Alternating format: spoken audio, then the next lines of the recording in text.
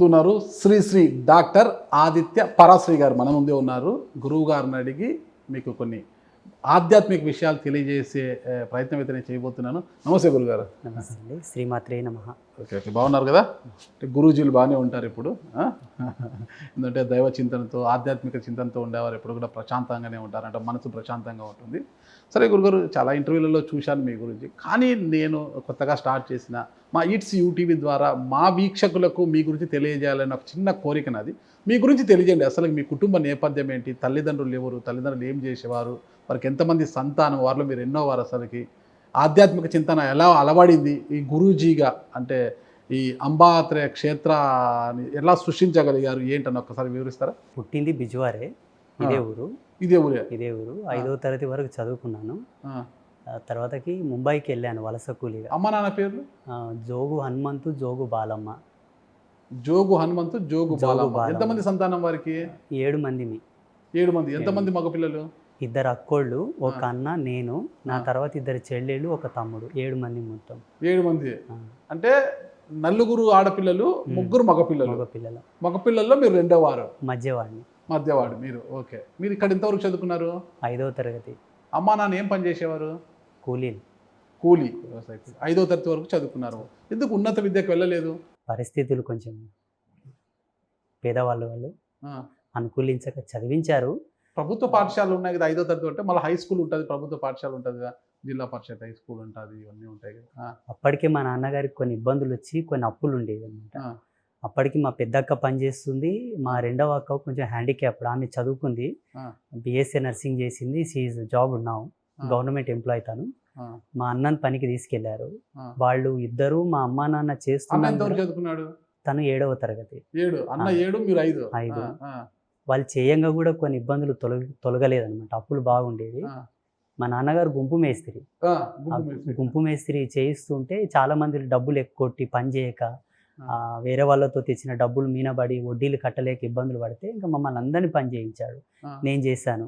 నేను వెళ్ళిన 3 నెలలకు మా చిన్న చెల్లెలు వచ్చింది. తర్వాత మా తమ్ముడు పనిచేశాడు, మా ఇంకో చెల్లెలు కూడా పనిచేసింది. మా తల్లికి పుట్టిన 7గురిలో మా హ్యాండిక్యాప్డ్ నాకు ఒక్కతే పనిచేసలేదు, 6 మందిని పనిచేసాం. ఇక్కడ నాకు ఒకటి అర్థం కాదు, మీరు 5 వరకు చదువుకున్నారు. 5వ తరగతి అంటే 10 సంవత్సరాలు, ఒక సంవత్సరం అటు ఇటు అనుకున్నా కూడా 11 సంవత్సరాలు ఉంటాయట. అంటే 11వ సంవత్సరంలోనే మీరు ముంబై పనికి వెళ్ళిపోయారా? వెళ్ళాను. అంటే చైల్డ్ లేబర్ కదా, చైల్డ్హుడ్, చాలా బాల కార్మికుడు, చాలా చిన్న వయసులో. ఎట్లా బాల కార్మికుని ఎక్కడ పనిలో పెట్టుకున్నారు? ఏం పనిలో చేరారు మీరు అక్కడ? పార పని, గంప మోసే పని. అంటే అంత చిన్న పిల్లవాడిని ఆ పనిలో పెట్టుకున్నారా? పెట్టుకున్నారు. అది 2005. మీరు ఎప్పుడు జన్మించారు? 1994. 1994 నెల ఏప్రిల్ 16. ఏప్రిల్ 16. ఓకే, నా తమ్ముడు పుట్టినరోజు. మావాడు 1978 ఏప్రిల్ 16. ఓకే, మా తమ్ముడు 1978. ఈ 1994 ఏప్రిల్ 16 అనేది మా స్కూల్లో హెడ్ మాస్టర్ గారు రిజిస్టర్డ్గా చేసిన డేటు. అదేంటో కానీ విధి యొక్క సంకల్పము. అదే డేట్కి మునివాహన సేవ జరిగింది చిలుకూరి బాలాజీ దేవాలయంలో. ఓకే, అది అసలు అద్భుతం. అది నేను పుట్టినరోజే అక్కడ మునివాహన సేవ జరిగింది యాదృచ్ఛికంగా. అంటే మీరు 10 సంవత్సరాలు 11 సంవత్సరాల మధ్యలోనే ముంబై వెళ్ళి పని చేశారు. ఎంత ఇచ్చేవారు అప్పుడు కూలీ? 50 రూపాయలు. 50 రూపాయలు. ఏం చేసేవారు? వారానికి ఒకసారి ఇస్తారు కదా బట్ట ఇస్తారు, వారం ఇస్తుండ్రి. ఇంకా అమ్మ నాయన వాళ్ళే తీసుకునేవాళ్ళు. నేను తినేది పని చేసేది అంతే. ఉదయం 6 గంటలకు పోతే సాయంత్రం 7 గంటలకు రావాలి. అమ్మ నాన్న కూడా అక్కడే ఉండేవారు? అమ్మ నాన్న. ఎక్కడ, ఏ ప్రాంతంలో బాంబేలో మీరు పనిచేశారు? నేను ఘాట్కోపర్, ములుండ్, విక్రోలి, థానా, దాదర్, కళ్యాణ్, అన్ని ఏరియాలో చేశాను. అన్ని ఏరియాలో. అంటే మీరు మరాఠీ మాట్లాడతారు? మరాఠీ వస్తుంది, హిందీ, మరాఠీ అంతే, అన్ని భాషలు వస్తాయి. ఇంగ్లీష్ కూడా నేర్చుకున్నట్టున్నారు? ఏదో అమ్మవారి ఆశీర్వాదం.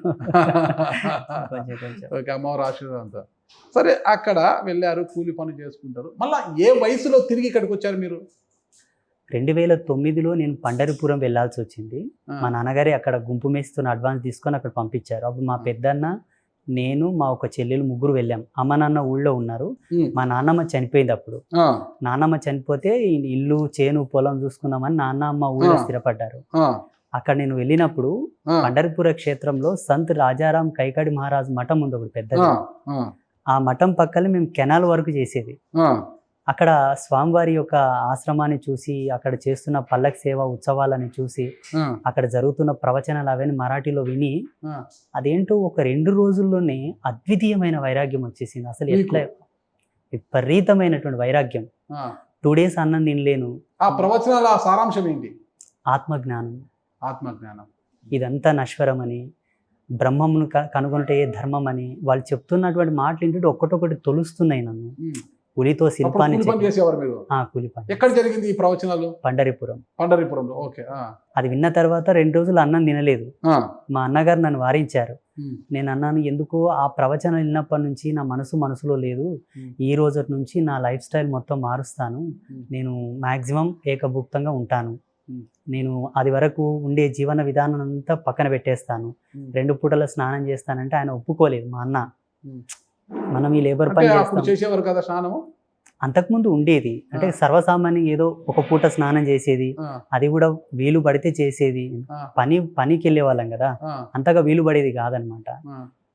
అప్పటి నుంచి ఎప్పుడైతే ప్రవచనాలు విన్నానో 2 పూటలు బ్రష్ చేయడము, 2 పూటలు స్నానం చేయడం, బొట్టు లేకుండా ఉండకపోయేది, రోజు ఉతికిన బట్టలే కట్టుకునేది, ఒకరు తిన్న కంచంలో తినకపోయేది. ఇలా ఎందుకో ఆటోమేటిక్గా మైండ్ అంతా మారిపోయింది. ఎలా మారింది, ఎందుకు మారానో కూడా అర్థం కానంత విచిత్రంగా మారిపోయింది. మా అమ్మ నాయనకు ఫోన్ చేశాడు, వీడు ఏదో దయ్యం పట్టిన లాగా చేస్తున్నాడు, పూజలు చేస్తున్నాడు, ఒక ఫోటో తెచ్చుకున్నాడు, ఆ ఫోటోకి ఇన్ని చేతులు ఉన్నాయి, అమ్మవారి లాగా ఉంది, దుర్గామాత ఫోటో తెచ్చుకున్నాను పండరిపురంలో. ఇంక అదంతా చెప్తూ ఉంటే సరిగ్గా అక్కడికి వారానికి ఆషాఢ శుద్ధ ఏకాదశి రోజు చంద్రభాగా నది తీరంలో సాయంత్రం వేళలో అలా కూర్చున్నాను నేను నదీ తీరంలో. అదొక విచిత్రమైన వైరాగ్యంలో ఏమి తెలియని పరిస్థితిలో కూర్చున్నాను. అప్పుడు మా గురువు గారు వచ్చి ఆయన చేరదీసి ఆయన శిరస్సు మీద చేయి పెట్టి, వీపు వెనకాల చేయి పెట్టి ఒక బుక్ తీసి ఇచ్చాడు. అది ఇప్పటికీ నాతో. సంత్ రాజారాం కైకడి మహారాజ్. మీరు కూలి పని చేసుకునేవారు. పండరిపురం వెళ్ళిన తర్వాత ఆయన ప్రవచనాలు విని మీరు ఫాలో అయ్యారు, ఆధ్యాత్మికంగా చింతన పెంచుకున్నారు. ఆయన మీకు ఎప్పుడు గురువు అయ్యారు? నేను మాట్లాడాను అంతకుముందు. మాట్లాడితే రష్ ఎక్కువ ఉంది, క్రౌడ్, ఎప్పుడన్నా ఫ్రీ టైంలో మాట్లాడతానని చెప్పాడు. పాదదర్శనం చేసుకొని వచ్చాను. చంద్రభాగా నది తీరంలో నేను కూర్చున్నప్పుడు ఆయననే విచిత్రంగా నా ముందుకు వచ్చి నాతో మాట్లాడాడు. అదొక అద్భుతం నా జీవితంలో. ఆయన నెత్తి మీద చేయి పెట్టి ఆశీర్వాదం చేశాడు, ఒక బుక్ ఇచ్చాడు. నేను ఆయన దత్తా పరంపరకు సంబంధించిన వ్యక్తి, వార్కరీ సాంప్రదాయం వాళ్ళది. నాకు అమ్మవారు అంటే ఇష్టం అండి, అమ్మవారి మంత్రం కావాలన్నాను. ఆయన ఒక 5 నిమిషాలు కళ్ళు మూసుకున్నాడు, ఒక పేపర్ మీద రాసిచ్చాడు మరాఠీలో. ఇంకా అది ఇప్పటికి అదే ధ్యానం చేసుకుంటూ వారు ఒక మాట అన్నారు, ఈ మంత్రమే నీకు పరదేవత స్వరూపం, దీన్ని ఎట్లెట్లా నువ్వు రమిస్తావో నీ జీవితం అంతా మలుపుగా తిరిగిపోతుంది అన్నాడు. ఒక బుక్ ఇచ్చాడు, దీనిలో అనుష్ఠాన విధి ఉన్నది, దీన్ని ప్రతిరోజు 2 పూటలు చేస్తే బ్రహ్మం నీ హృదయం నందు సాక్షాత్కరిస్తుందని చెప్పాడు. అదే నా బోధ, అదే నా ఉపదేశం. ఇంకా తర్వాత ఆయన నాకు కనబడలేదు. మీ అసలు పేరేంటి గురుగారు? జోగు ఆంజనేయులు. ఆంజనేయులు. మాది జోగిని కుటుంబం. మా తాతల కానుంటి జోగిని పరంపరలో ఉండేవాళ్ళు. చాలా విచిత్రమైన ఫ్యామిలీ బ్యాక్గ్రౌండ్. మా తాత చెప్పులు చేసేవాడు. చెప్పులు మాదిగా అంటారు కదా, మాదిగా మాది. ఓకే, మీరు మాదిగా సామాజిక వారు. మా తాత చెప్పులు చేసేవాడు. మా అవ్వ జోగురాలు అనమాట. నేను చిన్నగా ఉన్నప్పుడు మా అవ్వ జోగు ఎత్తుకునికి పోతే మా అవ్వ వెనుక పోయేది, నేను ఈ ఇల్లు తిరిగేది. మా అవ్వ అనేది, నీకు తప్పకుండా అమ్మవారి యొక్క సిద్ధి కలుగుతుందిరా అనేది. ఆవిడ జోగిని కాబట్టి ఆవిడ వాక్కు ఫలించిందేమో అనుకోవచ్చు. ఇప్పటికీ ఇదంతా జరుగుతూ ఉంటే నాకు విచిత్రం అనిపిస్తుంది. నేను అందరిలాగానే సామాన్యంగా ఉంటుంటే నా జీవితం పాతకాలం ఇలా ఊహించుకుంటే ఎప్పుడన్నా ప్రశాంతంగా ఉన్నప్పుడు లాంగ్ డ్రైవ్లో పోయేటప్పుడు నేను ఇలా ఉన్నా, నేనేనా ఒక వీడియో చూస్తుంటే నేనే మాట్లాడినా, నేనే ఈ సమాధానం చెప్పినా, యోగా గురించి ఇంత బాగా నేనే చెప్పినా, నేను ఎక్కడ చదివినదంతా అన్న విచిత్రం. నా ఆత్మనే నాకు ప్రశ్నిస్తుంది, సమాధానం మాత్రం నాతో లేదు. జోగు ఆంజనేయులు గారు కాస్త ఆదిత్య పరాశ్రీ గారు. ఏంటి అసలు ఏం జోగు ఆంజనేయులు ఆదిత్య పరాశ్రీ అనే నామకరణం ఎందుకు చేసుకున్నారంటారు? ఎవరు చేశారు? సన్యాసించిన తర్వాత టోటల్ అంతా చేంజ్ చేయాలి. మొత్తం అది వరకు ఉన్న జన్మ మొత్తం తెగిపోవాలి, మళ్ళీ పునర్జన్మ, మళ్ళీ పుడతాడు. అందుకే ద్విజహ అంటారు సన్యాసంని.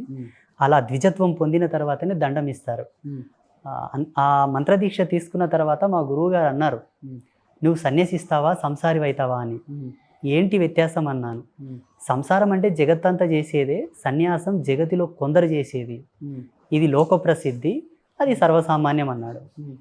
నేను ఎలా ఉంటే బాగుంటుందంటే నీ ఆత్మకు నీ స్వేచ్ఛకు వదిలేస్తాను, నేను దీంట్లో కల్పించుకోను అన్నాడు. నేను పూర్తి సన్యాసంలో ఉంటాను. మా అమ్మ నాన్నకు వారసత్వం కోసం అన్న ఉండడు, తమ్ముడు ఉండడు, ఇద్దరు అక్కోళ్ళు ఉండరు, ఇద్దరు చెల్లెళ్ళు ఉన్నారు. నేను లోకసేవ కోసం ఉంటానన్నాను. దండ సన్యాసం కావాలా, ఆత్మ సన్యాసం కావాలన్నారు. ఏంటి వ్యత్యాసం అన్నాను. దండ సన్యాసం ఉంటే ప్రతిదానికి ఒక ఆర్గ్యూ ఉంటుంది, ఒక రిస్ట్రిక్షన్ ఉంటుంది. ఈ ఆత్మ సన్యాసం ఏంటంటే తనే స్వయం ప్రకాశిత చక్రవర్తిగా ఉండవచ్చు భావస్వేచ్ఛతో. అప్పుడు సరే అండి, ఇదే నాకు బాగుంది, నేను కూడా సమాజంలో కొన్నిటిని ఎదుర్కొన్న వాడిని చిన్నతనంలో, నాకు ఇది ఒక ప్లస్, మీ అనుగ్రహం భగవతి కృప అనుకున్నాను. ఆత్మ సన్యాస యోగంలో ఉన్నప్పుడే పేరు మారుస్తారు. వారే చెప్పారు, నువ్వు పరాశర ఋషి గణగోత్రంలో జన్మించిన వాడవు, ఆ ఋషి యొక్క కలాంశ సంభూతం నీలో కనబడుతున్నది కాబట్టి పరాశ్రీ, పరా ప్రకృతి, పరా భట్టారికకు అనుసంధానమైనటువంటి బిరుదు నీకు ఇస్తున్నానన్నారు. ఆదిత్యం అనేది స్వయం ప్రకాశమైనటువంటి సూర్యనారాయణమూర్తి యొక్క స్వరూపం. ఈ నామము చేత నీ యశస్సు వెలిగిపోతుందని చెప్పారు. ఇంకా ఈ శ్రీ శ్రీ శ్రీ 3 శ్రీలు ఏంటంటే ఇది పీఠ పరంపరకు ఉండేటటువంటి ధర్మం. ఈ పీఠం సృష్టికర్త మీరు, శ్రీ శ్రీ శ్రీ. నేనే కాదు, అమ్మవారు. Okay okay. నిజం చెప్పాలంటే మీరు పెద్దవారు వయసులో, ఇదన్న మమ నాకేం తెలియదు. రోజు 3 గంటల నుంచి 6 గంటల వరకు ధ్యానం చేస్తా. అక్కడ వచ్చిన సిగ్నల్ ఏదన్నా కొన్ని సంకేతాలు వస్తే వాటిని ఆచరణలో పెడతాను అంతే. అలా వచ్చిందే ఆ అమ్మవార్లు, ఇదంతా ఎస్టాబ్లిషన్. నిన్న ఇక్కడ శ్రీ శ్రీ శ్రీ అంబాత్రేయ క్షేత్రం అనేది మీరు వచ్చిన తర్వాతనే వెలిసిందంటారా? నేను 2009లో అక్కడ గురువు చేత ఉపదేశ సంస్కారం పొంది 2010లో పనిచేశాను. రోజు పొద్దుటసానం పని చేయాలి, ఉదయం 3 గంటలకు పూజ చేసుకోవాలి, 6 గంటలకు పోవాలి, డే మొత్తం పని చేయాలి, సాయంత్రం పూజ చేసుకోవాలి, పడుకోవాలి, మళ్ళీ డైలీ ఇలాగే కంటిన్యూ. ప్రతి ఏకాదశికి నేను నిరాహార ఉపవాసం ఉంటుంటే, ఏకాదశి రోజు నిరాహారిగా ఉండి కూడా పని చేస్తుంటే అలాగే చేశాను. 2010లో వేరొక స్వామీజీ మా నాన్నగారికి చెప్పారు, ఈ పిల్లాడితో పని చేపిస్తే నువ్వు గోవును గడెం కొట్టినట్లనే, వద్దు వీని వదిలేసి వాడి ఇష్టం ఎక్కడన్నా పోకోకన్నాడు. మా నాన్నగారు ఉండి, చూడు బిడ్డ కన్న పేగు, నువ్వు ఎక్కడ పోకు, నీకు కావాలిస్తే ఊళ్ళోనే ఉండు, నీవేమన్నా చేసుకో, మేమేమనమన్నారు. ఇక్కడిని వచ్చి ఇది అంటే 2011లో మా ఇంట్లో ఉండి ఒక మూలన అమ్మవారిని పెట్టుకొని రోజు అనుష్ఠానం చేస్తూ ఉంటే 2011లో ఒక భక్తుడు వచ్చి ఈ ప్లాట్ ఇప్పించాడు. ఇంకా అమ్మవారిని ఇక్కడ అంటే కొంచెం తీసుకున్నాం, ఒకటేసారి రాలే. ఫస్ట్ ఈ గర్భాలయం ఉన్న ఫ్లాట్ తీసుకున్నాం, తర్వాతకి ముందు తీసుకున్నాం, తర్వాత ఆ ముందు తీసుకున్నాం. మీరు కొన్నారా, దాతలు ఇచ్చారా? దాతలే, అంతా దాతలే. ఎవరన్నా వచ్చి బాగైందంటే, గురుదేవ నేను ఏదైనా సేవ చేసుకుంటా అంటే, సుడపాకి జాగ తక్కుంది గిజ్జేపి, ఇక వర్షం వస్తుంది కురుస్తుంది రేగులేపి. ఇదంతా మీ గ్రామస్తులు చేశారా, బయట వారు వచ్చి చేశారు దీన్ని? బయట వాళ్ళు భక్తులే, గ్రామస్తులని కాదు కానీ భక్తులే. వచ్చిన వాళ్లకు మంచిగా. ఆ భక్తులు స్థానికులా, స్థానికేతరులా? స్థానికులు ఉన్నారు, స్థానికేతరులు కూడా ఉన్నారు. ఎక్కువ భాగం ఎవరు ఉన్నారు? ఎక్కువ భాగం స్థానికేతరులే ఉన్నారు. స్థానికేతరులకు మీ యొక్క ప్రభావం ఇదంతా ఎలా తెలిసిందంటారు? మీ ప్రతిష్ట ఎలా తెలిసింది? ఈ మధ్య కాలంలో వాస్తవం చెప్పాలంటే ఏ మాట కామాట సోషల్ మీడియా ప్రభావం ఎక్కువైపోయింది. ఓకే గురుగారు, ఇప్పుడు ఫస్ట్ వచ్చి ఆ స్థలం కొన్నారు, అమ్మవారి యొక్క గర్భాలయం ఉండే స్థలము, తర్వాత ఇది అంటే బయట భక్తులు ఎక్కువగా మీకు వచ్చి డొనేట్ చేశారు. అప్పుడు మీరు ఇంట్లో పెట్టుకున్నారు, అమ్మవారిని పెట్టుకుని ఇంట్లోనే పూజిస్తూ ఇంట్లోనే కొలుస్తున్నారు అమ్మవారిని, ఓకేనా? అలాంటప్పుడు బయట భక్తులకి మీ యొక్క విశిష్టత ఎలా తెలిసింది? మీ యొక్క గొప్పతనం ఎలా తెలిసింది?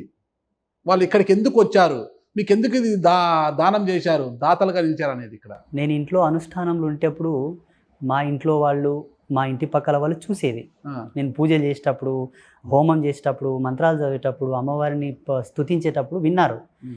పలానా పిల్లాడు చూడంగానే సామె అయిపోయిండు, ఒక విచిత్రంగా పూజలు చేస్తున్నాడని వీళ్ళు మాట్లాడుకుంటూ ఉంటే, వాళ్ళ చుట్టాలకు చెప్పుకోగా వాళ్ళు రాగా అటు ఇటు మౌత్ పబ్లిసిటీ తోటి వెళ్ళిపోయింది అప్పట్లో. ఓకే. ఈ 3-4 సంవత్సరాలలో ఈ సోషల్ మీడియా మాధ్యమంగా ఇప్పుడు కొంచెం విస్తృతంగా బాగా ప్రాచుర్యంలోకి వచ్చారు. అంటే పూర్తి స్థాయిలో అంటే మీరు ముంబై నుంచి పండరీపురం పోయి సన్యసించిన తర్వాత మీ స్వగ్రామానికి ఏ సంవత్సరంలో వచ్చారు? 2010. 2010. ఓకే. అంటే ఈ క్షేత్రము అంబాత్రేయ క్షేత్ర పునాది ఎప్పుడు పడిందంటారు? 2011. కానీ ఇక్కడ స్థలం ఇచ్చిన తర్వాత అంబాత్రేయ క్షేత్రంలో ఈ అమ్మవారిని ఎందుకు ఇక్కడ ప్రతిష్ఠించాలి, అమ్మవారిని ఎందుకు కొలవాలి అనుకున్నారు? మా పూర్వీకుల యొక్క పుణ్యఫలమో వాళ్ళ యొక్క ఆశీర్వాదమో మా నాన్నమ్మ ఎప్పుడు అనేది, నీకు తప్పకుండా అమ్మవారి కళ ప్రవేశిస్తుందని. అదేంటో తెలియదు. మా తాత తల్లి జోగు అమ్మక్క జోగిని. ఆవిడ చనిపోయిన తర్వాత పటం వేసి పటంలో కూర్చోబెట్టి ఆ బైండ్ల వాళ్ళు పాటలు పాడితే చిటికెన వేలు కాలుకు గజ్జె కడితే గల్లుమన్నదంట 1 సెకండ్. అంత సత్యమంతురాలు. ఇప్పటికి ఆవిడ గురించి బిజ్జారం అంతా చెప్పుకుంటారు. అలా ఏదో పూర్వజుల యొక్క సుకృత ఫలం అనుకోవాలి, అలా పుట్టాను. అమ్మవారు అంటే నాకు చాలా ఇష్టం బై బర్త్ నుంచి. అమ్మాత్రేయ అమ్మవారినే ఎందుకు కొలవాలనుకున్నారు? అంటే మీ ఇంటి ఇలువేల్పా లేకపోతే ఏమన్నా? కాదు, మా ఇంటి ఇలవేల్పు ఎల్లమ్మ తల్లి, కులదేవత లక్ష్మీనరసింహస్వామి ఇప్పటికి మా ఇంట్లో ఉన్నారు. నేను 2010లో సుదీర్ఘంగా 6 నెలలు ఒక విధమైనటువంటి అనుష్ఠానం చేసి, ఆ అనుష్ఠానంలో నాకు వచ్చిన దర్శనం ఈ జగతికి 3 శక్తులు కారణమని, సృష్టి స్థితి లయములని, ఆ 3 శక్తుల పేర్లు ఇచ్ఛాక్రియ జ్ఞాన శక్తుల వేద విభాజం చేసి సార్థక నామంగా మహాకాళి, మహాలక్ష్మి, మహాసరస్వతులని, ఈ బ్రహ్మాండానికి కాదు జగతిలో అన్ని బ్రహ్మాండాలకు వాళ్ళే అధిపతులని తెలిసి వాళ్ళని స్థాపించడానికి సంకల్ప ప్రేరణ నాకు కలిగించింది అమ్మవారు. నేను అడిగాను, ఏ రూపంతో నిన్ను కొలిస్తే నా జన్మ సార్థక్యం అవుతుంది అని అడిగాను. ఇంకొక స్వార్థం కూడా అడిగాను నేను. ఇప్పటి వరకు ఋషి పరంపరలో స్థాపితము కాని విధముగా నాకు దర్శనం ఇయ్యాలని ఒక షరతు పెట్టాను. అలా చేయగలిగితేనే నాకు అనుజ్ఞ ఇవ్వు, లేకపోతే ఇలా కృషించిపోతానని కొంచెం పట్టుదల. టెక్నాలజీ పెరిగిపోయింది కదా ఈ రోజుల్లో, సైన్స్ టెక్నాలజీ పెరిగిపోయింది. ముట్టి మీద దునియా అంటే ప్రపంచమే మన గుప్పిట్లోకి వచ్చింది. ఆర్టిఫిషియల్ ఇంటెలిజెంట్తో అన్నిటి మీలాంటి స్వామీజీలు కూడా కూర్చోబెట్టి చేసేంత టెక్నాలజీ వచ్చింటే ఈరోజు ఇంకా నేను అమ్మవారిని అడిగాను, అమ్మవారు పలికారు అంటే ఎలా? ఇది మనోవిజ్ఞానం. ఓకే. మనోవిజ్ఞానానికి బయాలజికల్ ప్రూఫ్స్ ఉండవు, మెటీరియల్ ప్రూఫ్స్ ఉండవు. ఇది అనాదిగా లక్షల సంవత్సరాల నుంచి వస్తున్నటువంటి నమ్మకం. ఇది సత్యమా అసత్యమన్న ఎరుక మనకు రావాలంటే ఆయనయు ఆధ్యాత్మికంగా ప్రావీణ్యం పొందాలి, సమ్ ఎక్స్పీరియన్స్ కావాలి. దానికి ప్రత్యక్ష ఉదాహరణ నేను 5వ తరగతి చదువుతున్నా, పేద కుటుంబం, నాకు ఏ విధమైన శాస్త్ర పర్యంతమైనటువంటి జ్ఞానం లేదు, వేద ప్రవేశం లేదు, ఏమీ లేదు, 0. అది 5వ తరగతి తెలుగు మీడియం. ఇట్లా నాకు వచ్చినటువంటి దర్శనాలు అద్వితీయములు, అసలు నేనే పోల్చుకోలేకున్నాను. ఇప్పుడు అలా వచ్చిన దర్శనానికి నేనేమన్నాను, ఇది నా మూర్ఖత్వం అనుకోండి, వితండవాదం అనుకోండి, నేనేమన్నాను, ఎవరికి రాని దర్శనం నాకు ఇచ్చేట్లయితే లేకపోతే వద్దు. ఒక చిన్న సందేశం వచ్చింది నా ఆకృతి లోపల ధ్యానంలో. 52 రకాల దివ్యమైన మృత్తికలను ఏకకాలమునందు సేకరించి అమ్మవారిని అనగా 3 అమ్మలు, 2 స్తనములు, ఏకనాభి, 3 శిరస్సులతో కుండలిని ప్రతీకగా 3 సర్పములు పొదిగించి ప్రతిష్ఠ చేయగలిగితే ఈ జగతిలో ఇప్పటివరకు ఎవరు చేయలేదు. ఏం సేకరించమన్నారు? 52 రకాల మన్నులు, మట్టి, మృత్తికలు ఏకకాలంలో ఒకే ముహూర్తంలో సేకరించి ఏకనాభి, 2 స్తనములు, 3 శిరస్సులు, కుండలిని ప్రతీకగా 3 సర్పములతో ఉండి ప్రతిష్ఠ చేయగలిగితే ఇప్పటి వరకు ఇండియాలో జరగలేదు, వరల్డ్ వైజ్ గా లేదు. 52 రకాల మట్టి ఎక్కడ? 18 శక్తిపీఠాల నుంచి, 12 జ్యోతిర్లింగాల నుంచి, 1000 సంవత్సరాల ఆయుష్ ఉన్న మర్రి చెట్టు దగ్గర మన్ను, 250 సంవత్సరాల ఆయుష్ ఉన్న రావి చెట్టు మన్ను, దక్షిణాభిముఖంగా ప్రయాణిస్తున్న నాగుపాము జాడల మన్ను, నెమలు గుడ్లు పెట్టిన స్థలం మన్ను, గోవు ప్రసవించిన స్థలం మన్ను, ఆగమశాస్త్ర పండితుల వాకిలి మన్ను, తులసికోట దగ్గర మన్ను, ఇలా రకరకాల ఒక 52 రకాల మన్నులు. ఇదంతా ఒక అద్భుతమైనటువంటి ఆధ్యాత్మిక విజ్ఞాన ఛందస్సు. ఈ మర్రి చెట్లు ఎక్కడ ఉన్నాయంటారు? ఎక్కడో ఉన్నాయి. ఎక్కడ చెప్పండి. అది 250 సంవత్సరాలు దేవరహస్యాలు, ఏమనుకోకండి ప్లీజ్. అంటే ఇది చెప్పడమే గొప్ప విషయం, ఏమనుకోకండి. అంటే అమ్మవారు చెప్పిన ఇది చాలా మందికి పెద్ద మిస్టరీ. ఎందరో ప్రశ్నించారు నన్ను, ఇది ఎలా సాధ్యమని. నా మనసుకు తెలుసు, అక్కడ పూజలు అంటుకున్న తల్లికి తెలుసు. ఇది సత్యం, నా వాక్కు సత్యం, అబద్ధం చెప్పాల్సిన అవసరం నాకు లేదు. అది కూడా షడాధార ప్రతిష్టతో యోగనాలమిన ప్రతిష్టం చేయడం అనేది 32 మంది బ్రాహ్మణులు కావాలి, ఆగమ శాస్త్ర పండితులు. నేను ఒక్కడే చేశాను, 1 గంట 45 నిమిషాలు. ఎందుకు పండితులు రామన్నారా? అప్పుడు నా పరిస్థితి లేదు, అంతమందిని తేవాలంటే అంత పరిస్థితి నాకు లేదు 2011లో. అమ్మవారిని ప్రతిష్ఠించడం కోసం అమ్మవారి పూజ కదా, అమ్మవారి యొక్క కరుణా కటాక్షలు అందరి మీద ఉంటాయి కదా, అన్నిటినీ డబ్బుతో కొలమానం చేయలేము, ఉచితంగా చేయవచ్చు. ఆ పరిస్థితుల్లో మీరు ఎవరైనా పండితులు వెళ్ళి అడిగారా, నాకు సహకరించండి, నాతో పూజా హోమాలలో పూజా కైంకర్యాలలో పాల్గొనండి, ఏమైనా అడిగారు ఎవరన్నా? అడిగాను. కాకపోతే ఏంటంటే అప్పుడు పరిస్థితి ఎలా ఉందంటే నేను ఎవరిని మాట్లాడకుంటే తీవ్ర వైరాగ్యం. ఎందుకు? అది ఒక విధమైన చింతన, దానికి ఎందుకన్న దానికి మళ్ళీ ఏం చెప్పనీకి రాదు. ఒక చింతన, అదొక వైరాగ్యం. లైక్ ఒక ప్రేమలో ఫెయిల్యూర్ అయిన వాడు ఎవరితో ఏం మాట్లాడమంటే ఏం మాట్లాడతా అది పెయిన్ వానికి తెలుసు. ఓకే. ఎందుకు మాట్లాడమంటే వాడు ఏం చెప్పడు. నాది ఒక విధమైన వైరాగ్యం. ఓకే. అలా సేకరించినటువంటి మట్టిని పంచగవ్యములతో సప్త జీవనది జలాలతో మిశ్రితం చేసి 1 గంట 45 నిమిషాలు యోగనాల మీద అమ్మవారిని ప్రతిష్ఠ చేసేటప్పుడు కన్నార్పకూడదు. ఇలాగే రెప్ప వాల్చకుండా ఎలా సాధ్యమవుతుంది? అది జరిగింది. ఇప్పుడేమో ఎంతసేపు రెప్ప వాల్చలేదు మీరు? 1 గంట 45 నిమిషాలు దివ్య ముహూర్తం అంటారు ఆ కాలాన్ని, ఆ టైంని.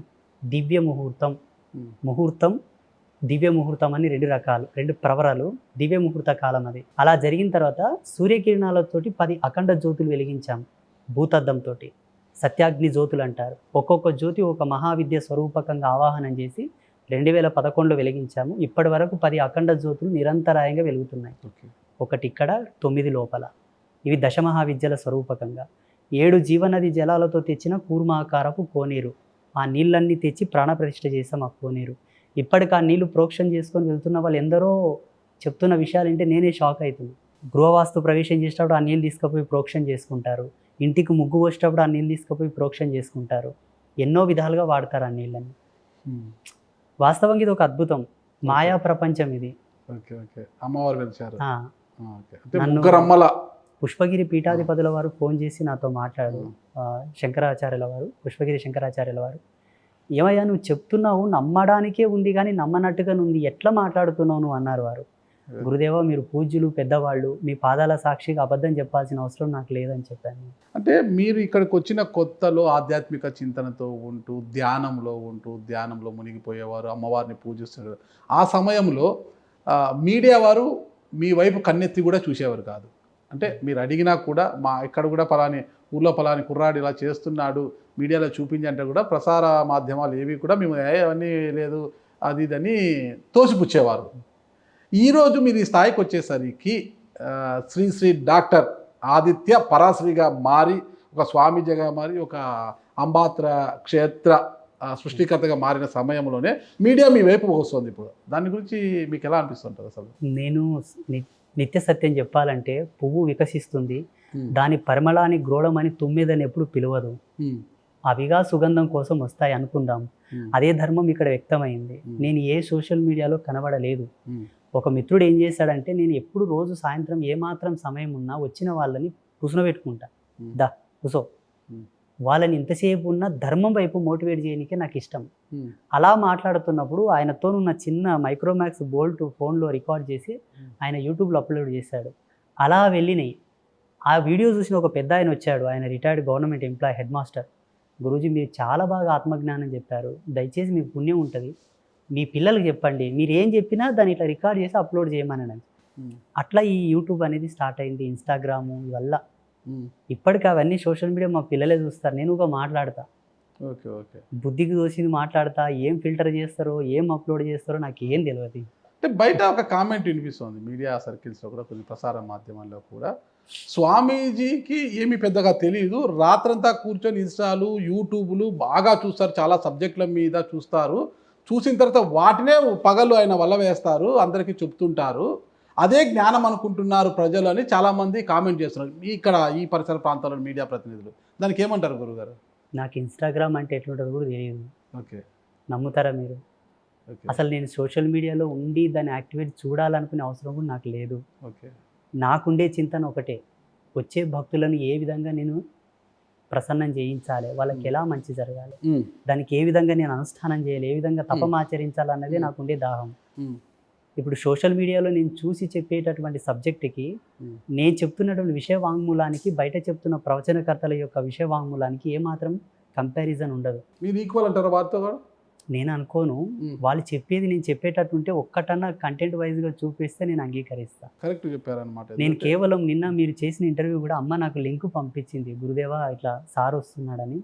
అయ్యో వారు చాలా గొప్పవారమ్మా, వారు ఒక సాధారణ జర్నలిస్ట్, ఒక సాధారణ జర్నలిస్ట్. జర్నలిజంలో మీ ప్రత్యేకత మీకుంది నా అనుభవం ప్రకారంగా అని అమ్మ పంపిస్తే అది చూశాను నేను. వారు పెద్దవారు, నేను చూస్తూ ఉంటాను అప్పుడప్పుడు, అంతేగాని ఒకరి ప్రవచనాలు నేను చూసి చెప్పను. ఒకవేళ అలా కాపీ కొట్టేది ఉంటే, వాస్తవానికి ఇప్పుడు సిద్ధాంత సత్యం ప్రకారంగా ఈ రుద్రశూలం ఏ గ్రంథాలో లేదు. ఈ మన్నులతోటి 52 రకాల మన్నులు తెచ్చి ఇక్కడ అమ్మవారిని పెట్టాలని ఆ ముగ్గురమ్మలను పెట్టాలని, ఈ విజయ చాముండేశ్వరి మాతను పెట్టాలని మనం గోమాత కళ్యాణ మహోత్సవం చేస్తాం చాలా అద్భుతంగా లోక కళ్యాణం కోసమే. కరోనా టైంలో నేను అమ్మవారిని ప్రశ్న వేస్తే విశ్వమాత కళ్యాణం చేయి విశ్వ కళ్యాణానికి ఉపయోగపడుతుంది ఉడతా భక్తిగా అన్నందుకు చేశాను. అది ఏ గ్రంథాలు లేదు గోమాత కళ్యాణం. చాగంటి గారు కూడా గోమాత కళ్యాణం చేయలేదు. వారు పెద్ద విద్వాంసులు, ప్రవచన చక్రవర్తి వాళ్ళు. అంటే ఇవన్నీ కూడా ఏంటంటే నేను చేసే అనుష్ఠాన బలముతో నాకు వచ్చేవి నేను మాట్లాడతాను. మీరు కావచ్చు, మీ శిష్యులు కావచ్చు, మిమ్మల్ని నమ్మే భక్తులు కావచ్చు, చాలామంది పండితుల కన్నా కూడా ఆదిత్య పరాశ్రీ గారు చాలా గొప్పవారు అనడం మేము విన్నామన్నమాట. ఓకే, గొప్పవారని నేను నమ్ముతాను. కాసేపు మీరు కూడా ఒక క్షేత్ర పీఠాధిపతి కాబట్టి నేను నమ్ముతాను దాన్ని. అయితే అందరిలో ఆ పండితుల్లాగా పెద్ద పెద్ద గొప్ప పండితుల్లాగా మీకు కూడా శ్లోకాలు, మంత్రాలు ఇవన్నీ వస్తాయంటారా? చండీ ఉపాసన చేస్తాను. అమ్మవారికి సంబంధించిన శ్లోకాలు, అష్టకాలు అంతవరకు నేను చెప్పగలుగుతాను.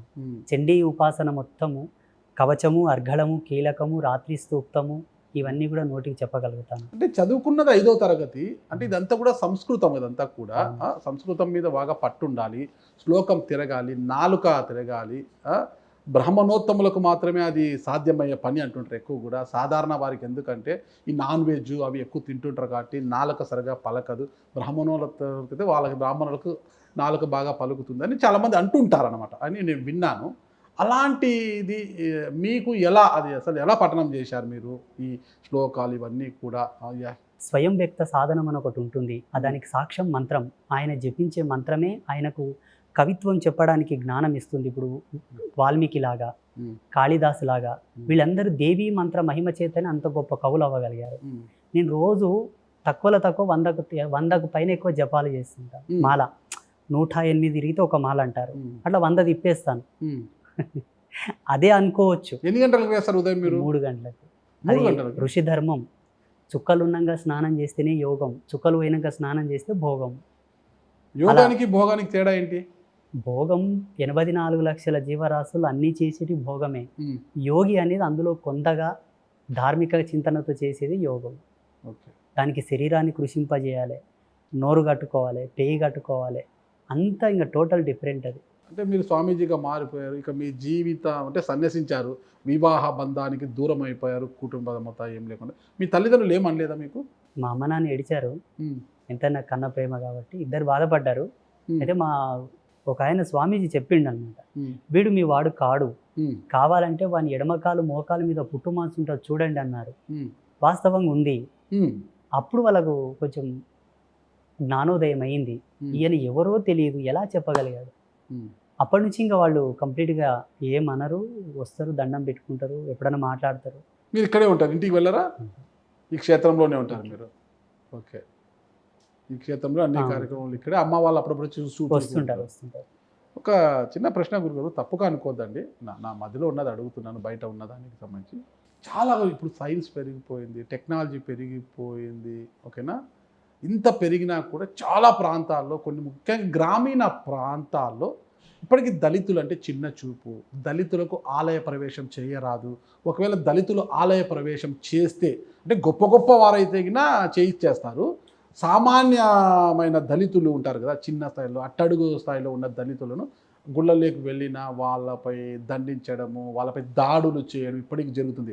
తద్వారానే ఈ దళితులంతా కూడా ఈ అణచివేతను భరించలేకే ఆ అణచివేతకు గురి అవుతుండడంతోనే మత మార్పిడులు కూడా జరుగుతున్నాయి అన్నమాట. దానికి కారణం మూలం అదే అనమాట. మనకు మత మార్పిడులు జరిగితే మాకేమీ ఉండదు కదా అనేది ఇక్కడ భరించలేకే, ఈ వర్గం నుంచి భరించలేకే వెళ్తున్నారు. కానీ అలాంటి దళిత సమాజ వర్గానికి చెందిన మీరు ఒక స్వామీజీ అయ్యారు, ఒక పీఠాధిపతి అయ్యారు.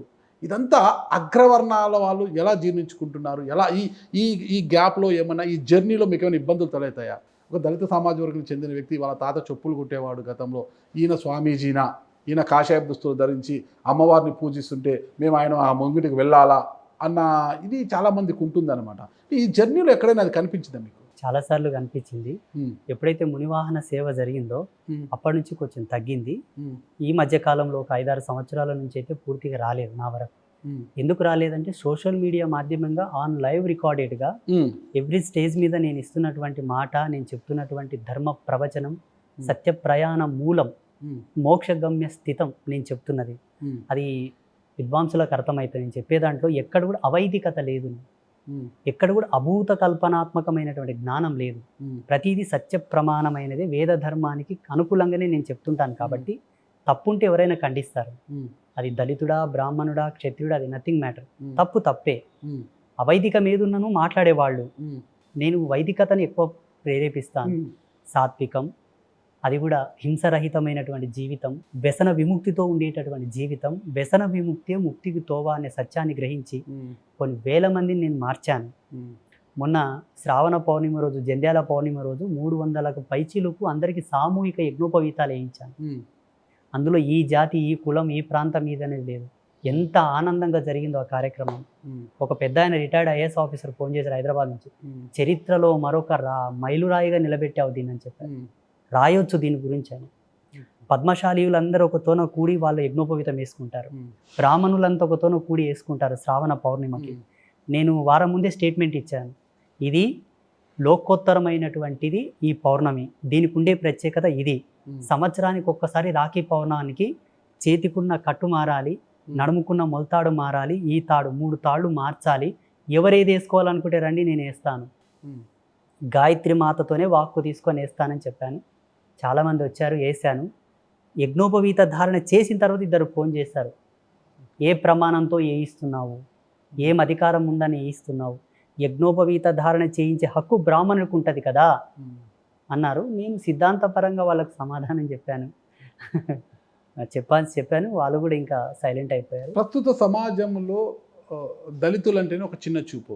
రాజకీయంగా తీసుకున్నా కూడా ఎస్సీ నియోజకవర్గాల చోట దళితులు ఎమ్మెల్యే అయినా కూడా వాళ్ళ ప్రాధాన్యత చాలా తక్కువ ఉంటుంది. అగ్రవర్ణాలదే ఆధిపత్యం ఉంటుంది. అక్కడ పేరుకే ఎస్సీ ఎమ్మెల్యేలు ఉంటారు, పెత్తనమంతా కూడా అగ్రవర్ణాల వాళ్ళదే ఉంటుందన్నమాట. వాళ్ళది ఏమీ కొనసాగదు, పేరు కూడా పెట్టింటారనమాట. ఓకేనా? అలా తీసుకుంటే ప్రతి చోట కూడా చిన్న చూపే దళితులు అంటే. ఆ సామాజిక వచ్చిన మీరు ఈరోజు ఒక స్వామీజీ అయిపోయారు, ఒక గురూజీ అయిపోయారు కదా. అలాంటి మీకు ఈరోజు పాదాభివందనం చేస్తుంటారు చాలామంది వచ్చి. దాంట్లో అగ్రవర్ణాల వాళ్ళు ఉండొచ్చు, మీ వారు ఉండొచ్చు, అందరూ ఉండొచ్చు అన్నమాట. అసలు ఎలా అది సాధ్యం? భారతదేశంలో ఇది ఒక్క పీఠం అయి ఉండొచ్చు నా అనుభవం ప్రకారంగా. సర్వజనులు వచ్చి సమ్మతించినటువంటి ఆశీర్వాదం తీసుకునే ఏకైక పీఠం అయి ఉండొచ్చు. నిన్న ఒక 2 బ్రాహ్మణులు వచ్చారు, శృంగగిరి నుంచి వచ్చారు. వారు కూడా సోషల్ మీడియా మాధ్యమంగా చూసి వచ్చారంట. అమ్మవారిని దర్శనం చేసుకుందామని వచ్చామండి, మిమ్మల్ని చూసి వెళ్దామని వచ్చారు. వృద్ధులు, వాళ్ళు కూడా గణాంతం పూర్తి చేశారంట. చాలా అద్భుతంగా మాట్లాడారు. వాళ్ళు మాట్లాడుతుంటే నా గురించైనా వీళ్ళు చెప్తుంది అనిపిస్తుంది నాకు. మొన్న ఈ శ్రావణ మాసంలో అష్టలక్ష్మి యాగానికి 16 మంది విప్రులు వచ్చారు శ్రీశైలం వేద పాఠశాల నుంచి. చతుర్వేద పారాయణం శ్రావణ మాసం మొత్తం చేయించాను. కాశీ నుంచి వచ్చారు 5 మంది బ్రాహ్మణులు. చాలా సఖ్యతగా ఉన్నారు, ఇక్కడనే నెల రోజులు ఉన్నారు, అన్నీ చేశారు, ఆనందంగా ఉన్నారు, వెళ్ళిపోయారు. నిన్ననే అమావాస్య రోజు మహాపూర్ణావతి అయ్యింది. అమ్మవారికి సర్వసంకల్పాలతో పూజలు చేసి వేదాశీర్వాదం ఇచ్చేసి వెళ్ళిపోయారు. మత మార్పిడులు అనేది ఎక్కువగా దళిత సమాజం వర్గం నుంచి జరుగుతుంటాయి గురుగారు. ఎందుకంటే ఈ అణచివేతని భరించలేక వాళ్ళు మాట కదా. కానీ మీరు అదే సమాజం నుంచి ఈరోజు హిందూ సాంప్రదాయబద్ధంగా ఉన్నారు, స్వామి జయ గురు. అంటే మత మార్పిడులకు పాల్పడే ఆ దళిత సమాజ వర్గానికి ఒక గురూజీగా మీరేం చెప్పవుతారు? చాలామందికి ఇంతవరకే మెసేజ్ ఇచ్చాను నేను. మతం మారడం అనేది ఒక విధమైనటువంటి మానసిక బలహీనత, అది ఆర్థిక బలహీనత కూడా. ఇంకోటి వ్యక్తిగతమైన బలహీనతలు, అనగా మనకి ఇక్కడ గౌరవం లేదు, మనల్ని గౌరవించరు, మనల్ని సరిగా చూడరు. ఈ అవమానాన్ని తట్టుకొని మనస్సాక్షిని చంపుకొని ఉండడం కన్నా మనల్ని అభిమానించే వాళ్ళ చెంతకు మనం వెళ్ళిపోదామన్న కోణంలో చాలామంది మతం మారిపోయారు. నేనేమంటానంటే దళిత సమాజాన్ని అంతటి కూడా ఎవడో నిన్ను గుడికి రానియకపోతే నీ విఘ్నత, నీ గొప్పతనం తగ్గదు.